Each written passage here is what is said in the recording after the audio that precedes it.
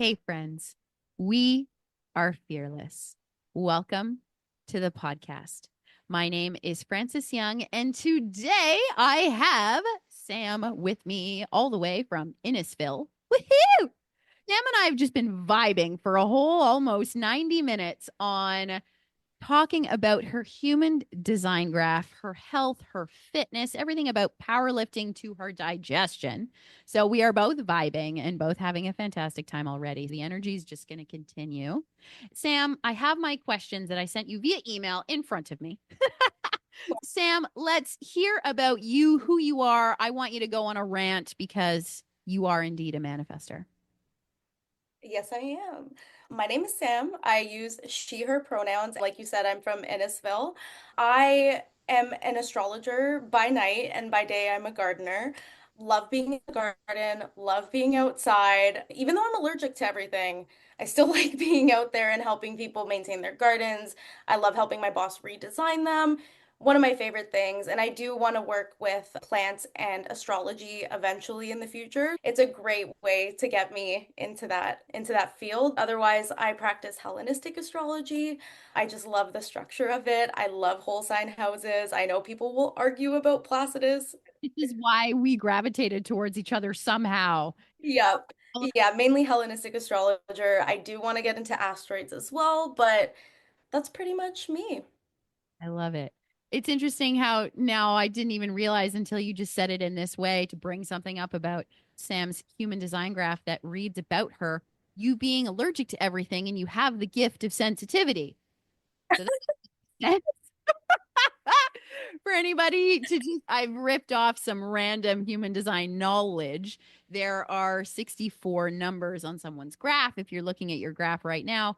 And number 19 is the beautiful gift. It's not actually bad to have sensitivity. We can have sensitivities in a particular way, like food allergies that Sam has, particular thing, but also like you being allergic to certain plants or certain things outside. Now it all makes sense. Oh my gosh, yeah. Worked one day last week and I was under a cedar tree for the whole day and I came back just covered in hives. I always say lilies are the bane of my existence because at this time of year you have all the ditch lilies coming out in the bulb plants and I am a mouth breather for the next few months. So, Oh, stuff. yeah, sensitivity for real. This is maybe a tidbit of somewhere my brain's going about manifestors as a whole. Because your aura and energetic field is super sensitive, just as a whole to other people. It does have this true push pull, or I don't like to say repelling, and I even said that earlier to do because it sounds like a negative word, but a manifester will push things away. I'm sure maybe even on a job site, you like know right away, maybe I shouldn't go into this batch of leaves, or maybe I should go over here first. Do you feel like you just intuitively know that for your sensitive system? Yeah, I feel that way too. And it's also similar for if I have to go into someone's backyard. I feel a little weird about it unless I text my boss first and go, which gate do I go in? He'll usually say it's the other gate, and I'll be like, oh, okay, I'll go through that one. I know not to touch certain plants or to ask about them first, or maybe I won't go to that part of the garden. I'll let someone else do it. There ends up being like an ant's nest or something. Always have that feeling to stay away from things. Your body's got your back. I have to check on my list of things. Is there something right now in your astrology practice? Now, I know you're stepping a little bit to the side while you get to have your practice of landscaping and that side of your work come forefront for the summer with being in Ontario that you are excited about in your astrology practice. Because I'd love to hear where you're at with that. I currently am working with Astrology Toronto, so I'm on the board, I'm helping out with getting events out and getting people to come in. I'm really excited for next year because this is a little bit under wraps, but there is obviously changes being brought in with the board. So we have a lot of ideas coming in. We have all these things we want to try out. So I'm really excited to come back in the fall. with all of these new ideas and offerings that we're gonna have. That's one thing I'm really excited about. The second thing is when I'm gardening in the summer, I have more time to consume material. So I tend to take a lot more workshops or listen to a lot more lectures. I'm really excited to start learning more about asteroids as well as electional astrology. So picking dates and times to launch certain events, to host certain events, whatever it is. I really want to get into that because I think it's really cool. And I think it would be cool to elect certain dates for things, as well as learning about plants and their associations with the planets and seeing what times of year they bloom and how that kind of correlates with what's going on in the sky. Like I said, we have all the bulb plants coming out right now. So learning how they operate and when they bloom and what their behaviors are in relation to the astrology going on is going to be really, really cool. So I'm excited to pay more attention to that.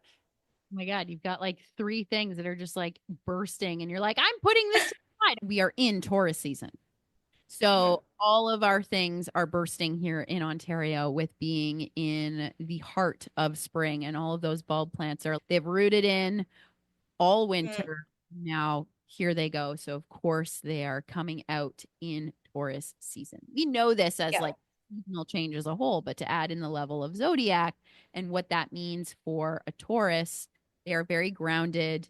They are very stubborn. To just say two words that are very simple to talk about Taurus, and I mean stubborn in a good way, Tauruses. My mom's a Taurus. Yes. It makes sense that bulbing plants would only burst at this time. They have to be stubborn, right? And I think it's cool because you plant them during Scorpio season usually, like garlic, onions, even like the bulb plants like daffodils and stuff. If you throw them into the ground in October time, November time, they're gonna sprout during Taurus season, which I think is really cool because you're going from like really deep dark Scorpio to very bright, but still very like deep tones of Taurus, which I think is also really beautiful. And both of them being fixed signs and being very stubborn signs, it's like these bulbs have to really push through the cold, through the permafrost. They have to get rooted in the dirt before they can bloom. They also have to maintain staying away from squirrels and other animals throughout the winter, right? So I know sometimes when I dig out my garden and the bulbs are out, the squirrels will eat them. So they have to be very hardy plants. But yeah, that's cool. I love how we both had that light bulb moment. Yeah. Now, I actually did ask you this question earlier of when you learned that you were a manifester, and it was around the time that you also started to go down the rabbit hole of astrology. So it's back around the beginning of COVID, correct? So 2020-ish. Yeah. Yeah, I got into astrology a bit later than I did tarot. So probably towards January 2021 is when my astrology journey really started.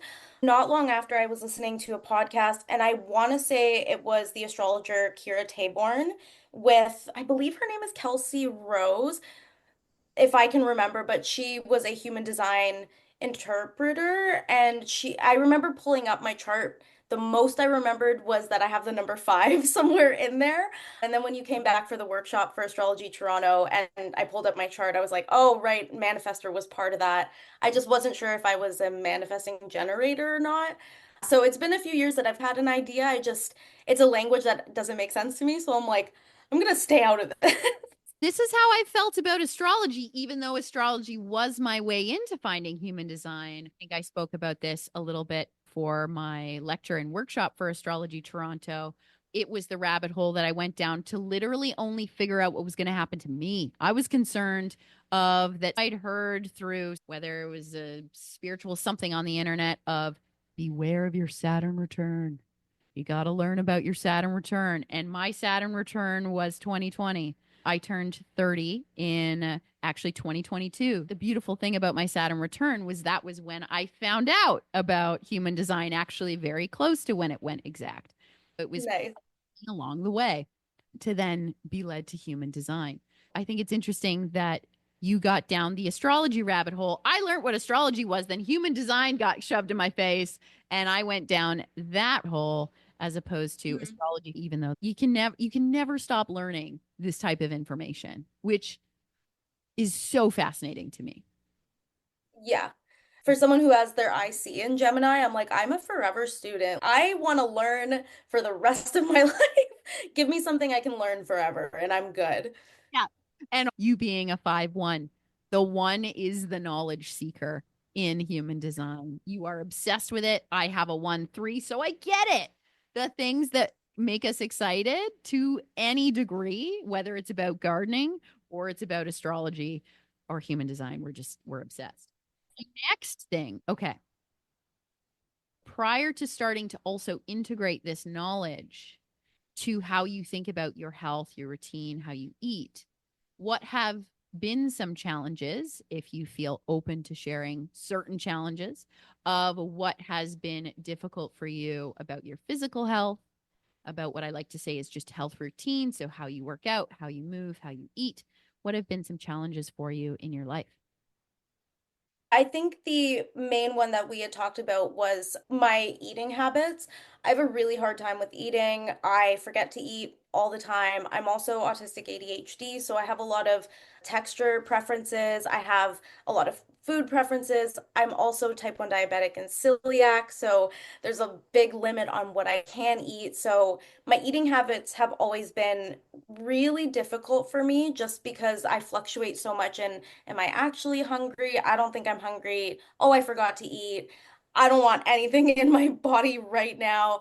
So eating habits were definitely the biggest one because I undereat but I overtrain. So that's I think my biggest difficulty. Otherwise, I know it's gotten a bit better now, but when I was younger, I would push myself too hard every single time and then I'd burn out and I wouldn't go to the gym for a year because I was so burnt out and so exhausted.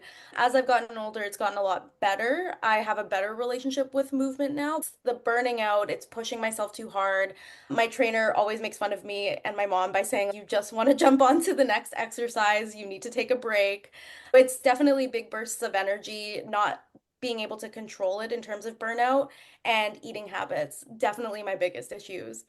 And self included, even though my energy type is very different, generator to manifester, the typical of how our body and our mind, also in this case, wants to relate to food because of the way that society feels conditioned around food, around what it means to be healthy now, because we are in such of a forefront of depending on what media is in front of you or who is in your friend group speaking to you about their health.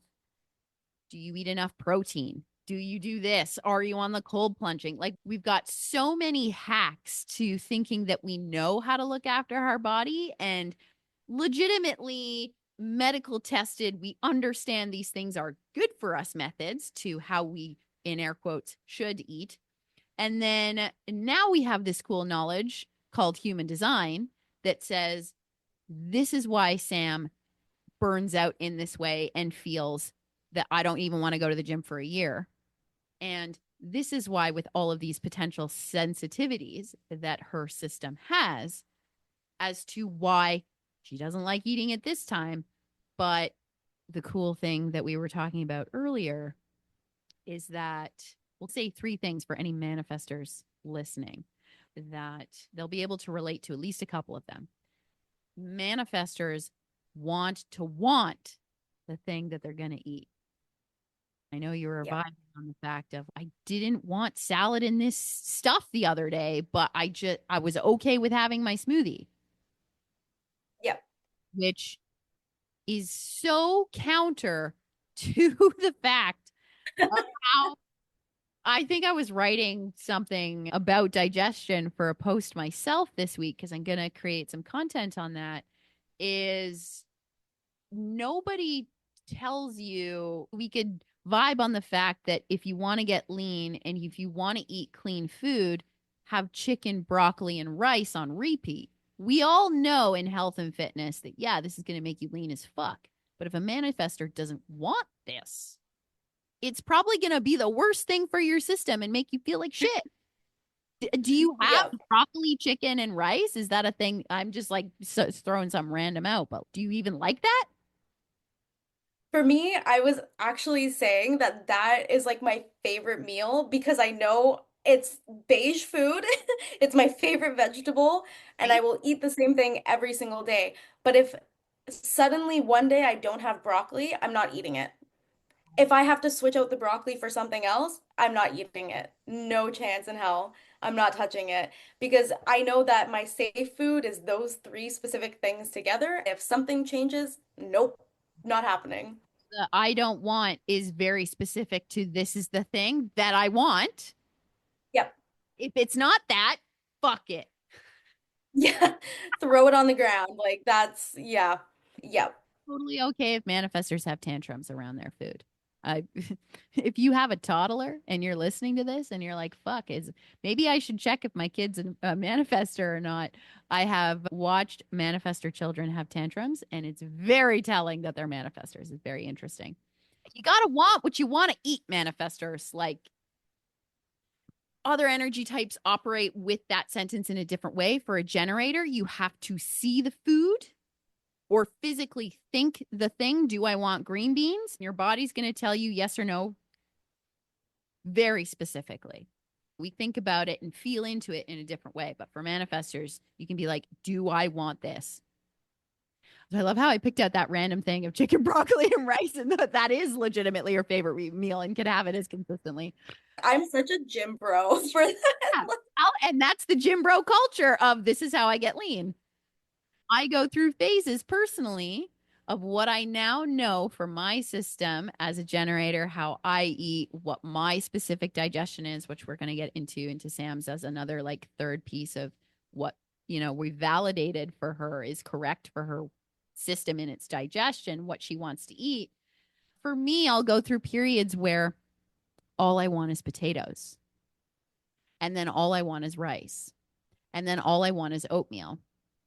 And now I just play with it as opposed to thinking that I need to have this carb in order to get the leanest because this is the one that's, said to be the healthiest gym bro thing to have. One thing that was really cool about Sam's digestion that we were vibing on, that this is definitely seems counterculture to a lot of things that we think about how we should enjoy our food, is that how Sam takes in things the best is with distraction around her. Sound, TV, moving, eating while in the car, maybe even too. Did you eat in the car on the way to like things all the time as a kid? Yeah, yeah. Eating in the car was always something I did. Yeah. If you happen to look at your human design graph and you are a manifester and you have something that's called high sound digestion, this is you. Everything in the book about food these days says you need to chew it this much more for you to digest it properly. Yes, there is validity to that statement. But somebody's system like Sam is going to tell her to do these weird things that does not look normal. Oh yeah, I always joke with my friends that I'm an iPad kid. When it comes to eating, I need to have something on while I'm eating. It also drives my mom nuts. I walk around when I eat. I can't sit down. I need to stand up and watch my show at the kitchen island, and I need to be able to walk or move. I can't sit in one place. I'm even thinking about it now, and the times that I do sit in one place and eat, I tend to not, I feel heavier. I feel grosser than when I'm moving around. I tend to eat more if I'm able to move around or be around people or be around distractions because it's just easier. It feels easier. Your system has knows what that easy feels like. For me, if I'm feeling rushed in my eating, the only time actually that I notice my body, or for me, my sacral center as a generator, like need food, is it's how I operate, what my digestion is, as well as what my environment is, which is where we're going to get into the third piece for Sam as well here, is I like to snack, and I have what's called closed taste, and I have an environment that wants to like be somewhere and then get somewhere else. Snacking for me, like I want to feel excited and then go on and do the thing. And my system doesn't like to be overloaded with food. So if I actually come in and snack too much, if I'm over hungry because I haven't, there are times where we just actually do that as humans for life or whatever our day constitutes of what we've done. I will overfill my system too fast, but I'll do it over the counter. I purposely do need to sit down and actually enjoy a little bit longer, a little bit more of a ritual with food. But sometimes it feels like I don't have the ability to do that in my day for whatever the heck I'm doing that day. I love that that resonated so well for you. I started laughing when you said manifestors eat fast. I'm like, that's so funny because my mom used to get so mad at me for how fast I ate. And I'm like, I don't know how people savor food because it tastes so good. How do you want to take your time with it? Don't you just want to shove it in your face and get it over with? Because that's what I want to do. Every manifester I know, they just shove it in. Yep. I love that when there are these weird nuances that we can find in our human design graph of one, for knowing that you are diabetic and that you have an active digestion, your body is burning through fuel. It needs consistency. It's telling you it needs a certain amount of glucose in your system at what day to keep your insulin levels functioning properly. Not Mhm. every has a left arrow in their digestion is going to be diabetic, but in this case, it correlates for you. And the Mhm. fact your eating looks like it has to be what you want when you want it, when you want it. Yep. And the fact that you have to do it in front of the TV, whatever the type of stimulus to help your body digest the thing. Now that we know that, I bet you with the ability for you to experiment with this, that even when we were starting Mhm. to go down talking about hormones, the initial discussion, it may even sort that out. I've been thinking about that since you said it, because usually when I'm on any type of routine, I tend to be a lot better. It's funny because when I'm planning out, like when I'm meal planning for myself, I write breakfast and then I write the three different meals that I'm allowed to go between for breakfast because I hate anything else outside of those things. So right now I'm on smoothies, but once I get bored of smoothies, I'm gonna go to yogurt and granola. So it's like cyclical, so I still have a routine, but some freedom in it. I know those are the only things I'm gonna want to eat at any given time.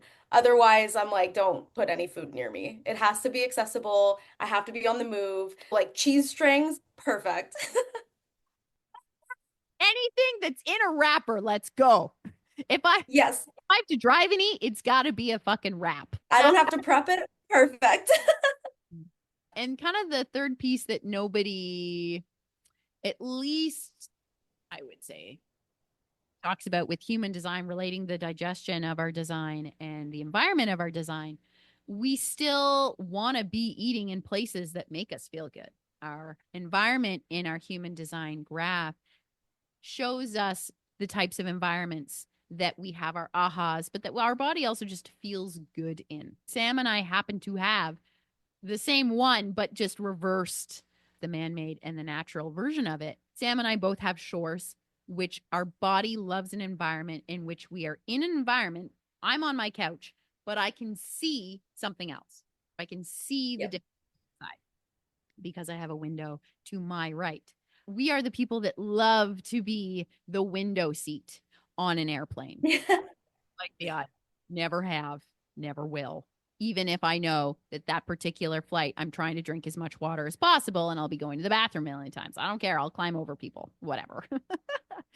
But playing with for Sam to layer on high sound, she's at a site where she is literally building or changing something in the environment of artificially doing something to make Mhm. something man-made, which I think is so great, as to just lay out some information about Shore's artificial environment style people.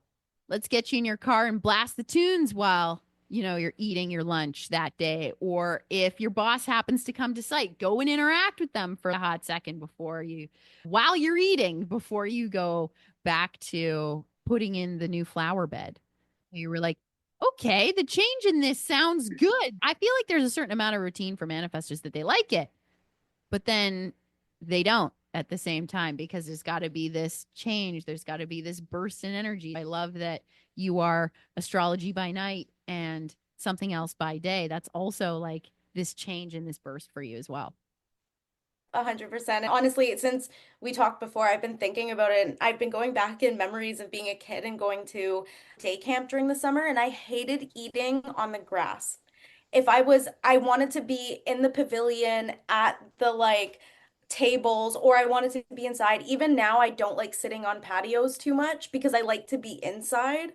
Just eating outside is weird to me. So now that I'm thinking about that, I'm like, it's because of that artificial shores, like having to be in a man-made structure, but seeing nature. I don't like the interaction of it. I like to be the people watcher, but more from the structural component. If there's no food involved, then I'm okay being outside. But if it's food involved, I want to be in a structure. Interesting. Even my brain's like pinging off on how the security of what an artificial thing feels like, because artificial in this case, within the human design language, it just means man made. It means something Mhm. that was created in order to remove us from the natural world. But we can still see, we can still interact, but Shore's artificial person to me, and I think it's so cool that you're a gardener, is a person that Yeah. doesn't dirty, doesn't like to get dirty at certain moments, right? I'll use Yeah. that instead, because there's still this interaction with nature that you desire. But if you remove and change the environment in a certain way where you get to focus, you're like, yeah, of course I'll get my hands dirty. I'll get right in there. Yeah. I do like being in the dirt. I'm the type of person that like crawls in the mulch. But if there's anything if I have to go do something, it's just weird for me to mix the two. Having to eat, for example, and then go be in the dirt while I'm eating or having a coffee is just so weird to me. I'm like, no, I'd rather let me have my coffee first and then I'll go back. I think since we were talking about the root and sensitivity, like it's already so much for me to be out in nature as a Pisces too. I just feel everything. If I have to come back and eat, do like another root-based thing rather than being innate, it's just too much to mix the two of them. It's like I'm getting the external stimuli as well as the internal stimuli of eating. It's way too much. I need to disconnect from at least one of those things. That's even like making me think about how I eat when I'm feeling disconnected from my body and I overeat. It's just because I'm like, I need to eat. I also happen to have an open root, even though I'm a sacral being and have it defined as a generator. But I've got a lot of other open stuff that's just making me think and feel so many other things. Now that you have this kind of confirmation on all of these nuances about yourself, your eating, your energy, how it feels when we were talking about you really wanting to get into powerlifting in the next few years with thinking about this bursting and massive strength energy, you found seeing the relation in your astrology chart to these wants and desires. And then now me showing you the human design correlation of why your body is telling you these things, making you feel these desires. I love how even in this podcast, your brain is processing it and coming up with other realizations. Now, Yeah. the manifestor, to kind of wrap up some of these things that we've talked about, what are some things that you're pinging off in your brain of being like, this is where I'm going to go with all of this information now? It's funny because lately I've been trying to figure out a better structure or weekly routine that I can do for myself. You had even brought up cortisol before, and I was like, that's the one thing that I've been thinking of working on because of this like feeling out of control. I have a hard time with that. I think now knowing about the eating stuff, that's going to be so much easier for me now to know that, okay, it's okay that I need stimuli because growing up, you're made to think that if you stand up and eat, it's going to be really bad for you. If you don't eat slow enough, it's going to be really bad for you. And if you have to engage with what you're doing, you can't have any TV dinners suck. Knowing I don't have to follow those rules and that my body prefers it better to go with what I'm feeling feels a lot better, especially since I've been trying to do that, I guess unintentionally. Now that I know that it'll probably work for me more intentionally, definitely going to try that, especially being at work as someone who forgets to eat, it'll probably be so much easier to just get in my car and sit down on my phone for a little bit, knowing that I can just put myself in my car for a little bit, even just give myself a timer, probably will help so much. And in that artificial environment, your car is a man made separate thing from being Yep. on site. It's not really a thing that you go into clients' home when you're on site, of just like things of what even I would know on the outside from being Mhm. someone who works on gardens. Funny enough, my mom is a landscape architect. However, just knowing that, okay, go into the artificial space that I have available to me right now. This is going Mhm. to one, maybe actually make me want to eat in the middle of my workday for the summer. Then how else that is going to affect cascade. The cool thing about if we start with understanding our digestion through human design, this is something that our founder of human design, Ra Ahu, was so obsessed with saying is that food is our biggest conditioner. Now, Hmm. thing we can all agree on in the world of health is that we are what we eat. If we put shit in our Yep. body, we feel like shit. If we don't, then we feel better. But now this Mhm. extra nuance of Sam's going to eat the things that are right for her and her car, the light bulbs about astrology that are going to go off, the conversations that you're going to have, like everything and anything can happen once we start eating Yep. and following our design in the ways that it's trying to tell us what to do. It's so funny too, because my brain instantly thinks of my astrology chart, and I'm like, I don't know how I never looked at it that way, but with the Gemini moon, the moon being the body and how you feed the body, and it being in Gemini, it's like that need for stimulation to be able to feed the Gemini. I always have two channels going at the same time. I have the input and the output, as most mutable signs have. I need both of those. I can't just be consuming without putting something else out or having I need two things at once. So that makes sense. My moon is also squared to my Mercury and my Mars, which are to me like transitional. The Mercury being that psychopomp like between worlds, but also seeing things from two different sides. My Mercury and my Mars are in two different signs, but they're close enough that they're in conjunction. My Mercury's in Pisces, which to me gives me the image of a window, Mm. and that Mars being in my third house of local spaces. So needing the stimuli of local space from the window. Yeah, that I see you nodding. I love that. I feel like we just confirmed everything. And if people don't understand the fact that there are so many weird nuances to how we want to eat that are just so ingrained in us that we look past Yep, things being the way that we're going to feel more healthy, it's going to take some time for people to eventually get there and get over yep, this ridiculous conditioning that we have of what you say.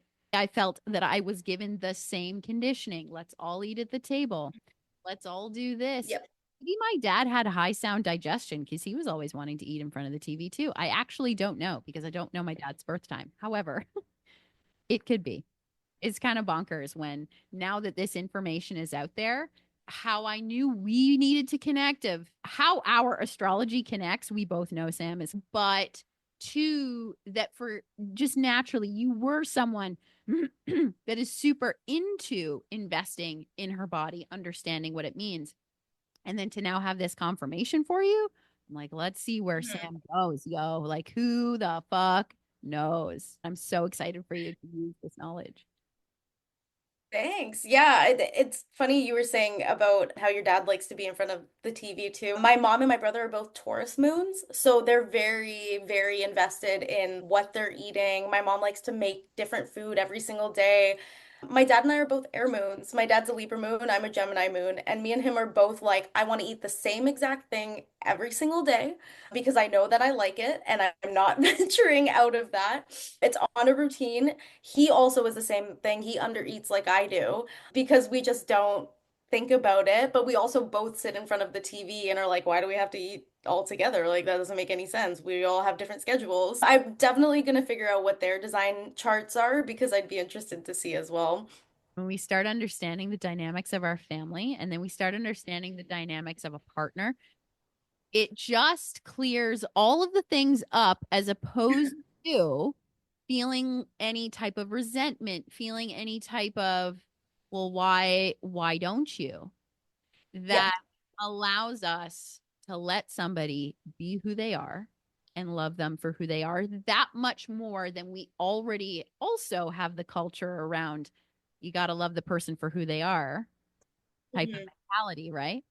When we understand why their energy is doing it, there's like another level of I see you that honestly magical. I'm on my insides as I'm saying it. I'm like, there's nothing more to life than I'd rather feel of understanding that for someone else and for them to understand the same reason for me.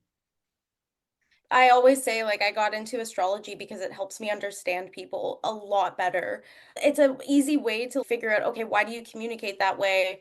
Oh, because your Mercury and your Mars might be together. I'm the same way. I'm a bit more reactive in how I talk. It just gives me a better understanding of people. In a weird way, what I'm willing to tolerate as well. Like, I know I'm like, maybe I don't like that form of communication style. Obviously, just as a preface, don't judge people based on their charts when you first meet them. But it does help you understand, like, especially, oh, if everybody around me is a Venus moon, for example, I take that into consideration and go, oh, am I supposed to give myself a bit more care? Is that what I'm being told? If I butt heads with Sagittarius moons, for example, I'm like, is it because that is a bit too out of reach for my body? Or is it because it gives my body unsafe feelings? Like, there's something about these placements that will tell you, which I also think definitely translates to human design as well. If you're meeting other projectors and you're having a hard time with them, it's, ooh. Whose opinion is trying to be heard the most? Like, Mhm. Hector, I just think opinion. Give people that insight on if you're a projector and you don't feel heard. Why are you not feeling heard? Is your opinion not appreciated or are you speaking too much? It's such a rabbit hole when we open it, but it makes us feel like we're not crazy and Mhm. that how we feel is right for us and no one has to tell us otherwise, using that information for good as opposed to using it in manipulation to someone else or projecting that energy outwards as to how we just relate as humans. Exactly. Amazing. Sam, thank you so much for joining me today. And I Of know that course. lots of people will learn about the fact that they are a manifester and go, okay, I need to learn all of these things about my digestion now. Is there anything else you'd like to leave us with today that's popping into your brain? No, honestly, I'm still processing because this has been such great information that I can take and think about for the next like 3 days. I'll probably be thinking about this, if maybe more, because I'll be at work. Yeah. And then you'll like process and be like, okay, friend, now let's go down more rabbit holes. And I'm like, okay, let's go. I'm definitely gonna look up my friends' human design charts because I want to see how it correlates with their astrology as well. But I have a feeling that most people in my lives are manifesting generators.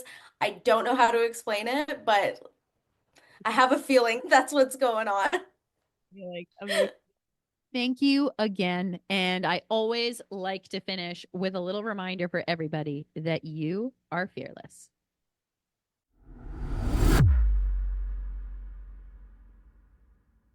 I want to thank you for listening to this episode of this Fearless Life podcast.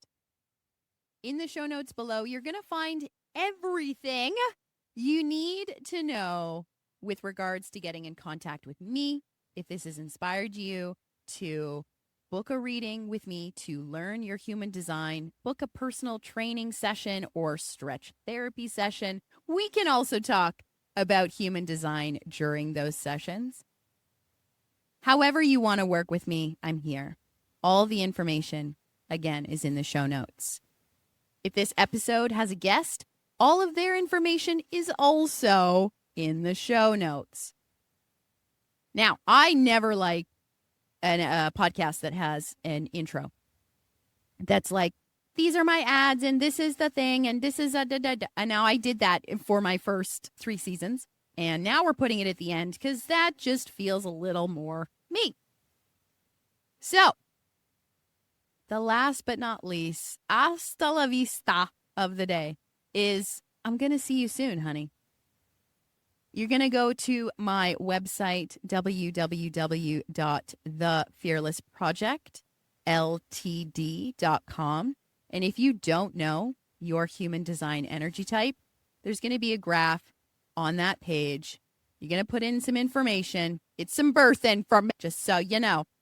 And then you're going to have a graph. It's going to come up and you're going to be like, what the hell is this mumbo jumbo if you've never seen it before? Don't worry. You're going to be fine. Literally, the only thing that truly matters out of that graph is that you know your energy type and a couple other nuances. But that's it. All the fancy stuff at the end of the day, if you didn't know it, it would be fine. Knowing your energy type, strategy, and authority off of that graph that you pull up is where you're going to begin. I specialize in helping you understand your digestion and environment, and also how to work out, how to stretch, how to be you in this crazy life that we are living currently in 2025.